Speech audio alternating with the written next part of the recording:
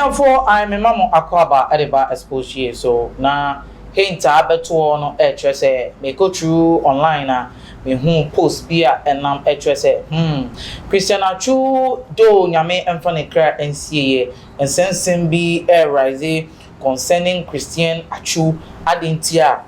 already know Christian Atsu even though now we born a ball at the man Newcastle but a baby ebeduye na ayese na onya issues bi ene ne partner no na idea all go through ekokuom na idea eba ni na say Christian Atsu had the plans na say oba bebo Accra Sofo because na the contract with Newcastle no na it was ending na asema abedi won say me really ama I say Atsu's wife fighting divorce before death. All right.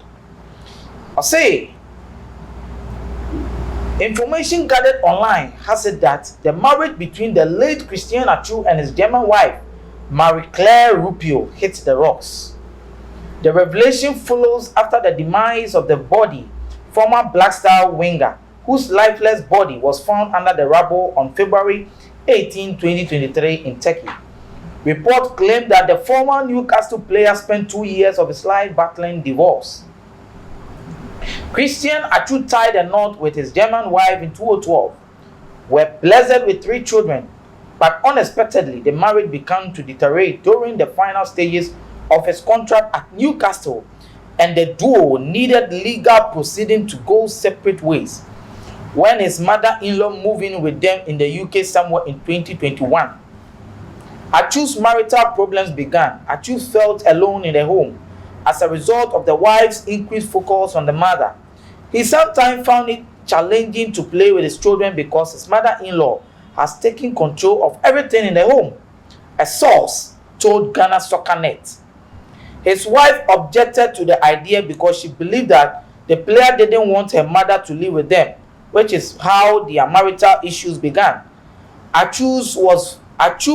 was fervently looking for a new club at that time because he only had 2 months left on his contract with Newcastle.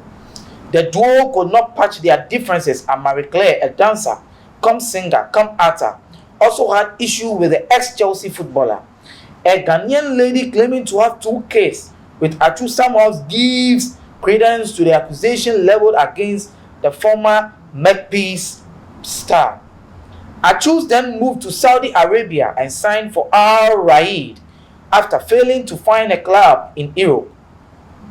Due to long-standing disagreement with the wife,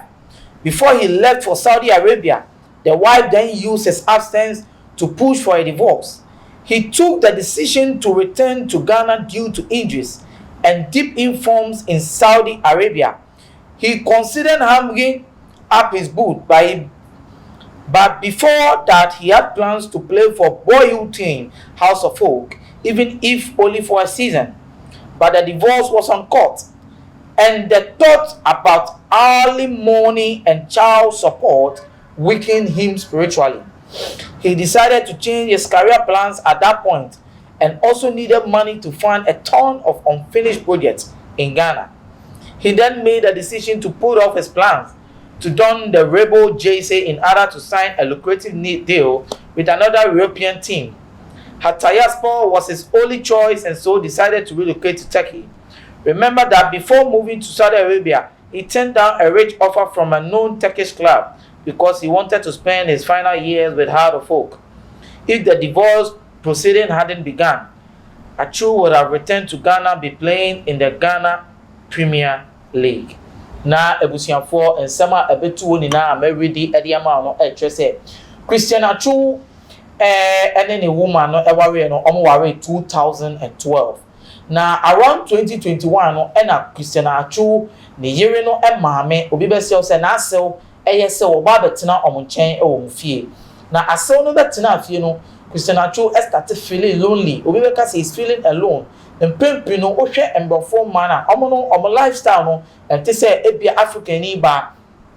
na ne attention ni na akosi ni maame so agro die money ade ade nso Christian Atsu wife ene ababa we friend Marie-Claire na cha say maame no nso so aba afie ono no na wagye the attention of the children unim say na aselfo na obi be ka say ne nananom ne ade nkitawodie ene se ne na ekono enti edu baby na Christian Atsu started feeling alone na oba no super out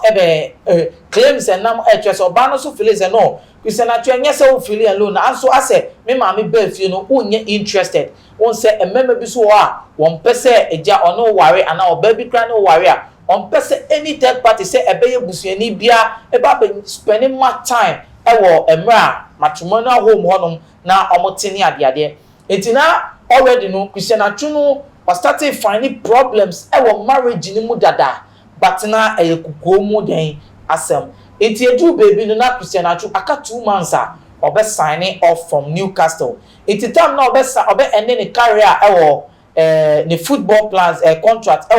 Newcastle no now na adwin say class and no obe hanging the boots enti hanging the boot no and na adwin say oh and yes party hanging of boot no oba be bomb Accra House of Folk this akukuomu nsema na ekoso but o should divorce problem na no the wife ni komo say no our unfinished project bia our Ghana e was so finishes our project ni na and o hwe mu so all go through divorce no e was so onya solid and concrete planner or best provided the your friend is saying there's natural support me say American no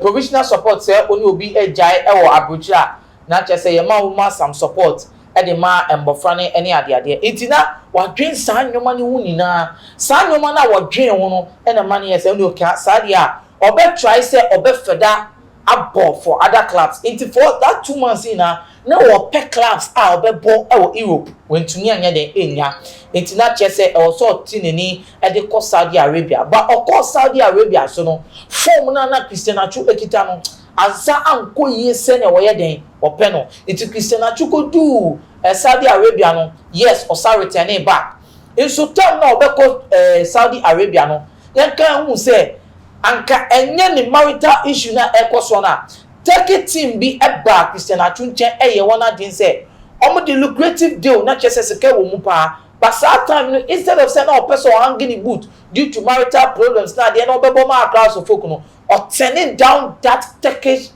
lucrative offer no and on the call Saudi Arabia but sure na deal issues na go between on any wife no so okay Saudi obeto aso and the ma Hatayaspo Turkey team yi esabe free Christian Atsu e ma ni ko bie mu e wo Turkey na ni na no ensemo ni na ekoso during the divorce ni ade enti enye sa so anka obo ma Hatayaspo no the next plan oba na so angi boot na oba be mo adiama Accra House of Folk we eye source me ready free Adepa TV online na yede ba wo na source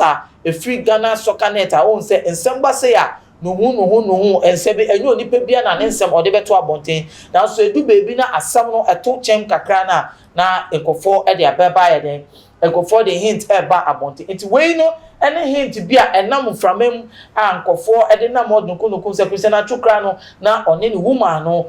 omontem enye de enye fine esa even though na omo nye se omo divorce it oba no enye hu se Christian Atsu eko Saudi Arabia na eja